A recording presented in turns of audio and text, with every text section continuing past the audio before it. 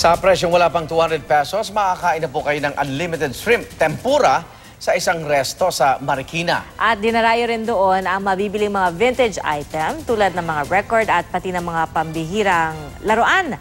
Makipasyal tayo kasama ng saksing si Mark Zambrano.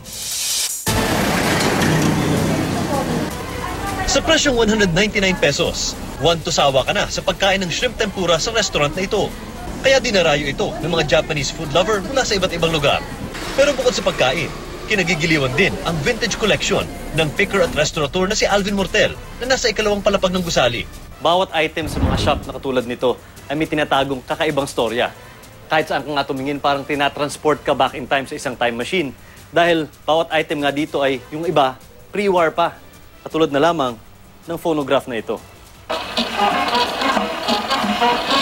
One curator went here with another person from a network and advised me not to sell it anymore.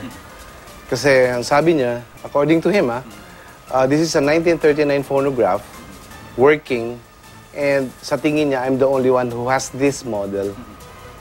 That's it. Kaya every time I have a visitor downstairs, ito yung conversation piece ko. Makikita rin dito ang malaking vinyl collection ni Mortel, ang ilang vintage cameras, at ang collector's item na table clock na ito na ginamit pa sa Malacanang noong rehimen ni Pangulong Ramon Magsaysay. Ang lumang kamerang ito naman na ginamit umano ng isang veteran survivor ng Bataan Death March, isa rin sa mga pinagkakaingatang items ni Mortel. This is World War II, sabi niya sa akin, and he was one of the Death March veterans. I will not sell this. This is priceless. Ang 8mm vintage projector ng ito, abay, gumagana pa. Sa ikatlong palapag naman makikita ang malawak na Star Wars toy collection ni Mortel.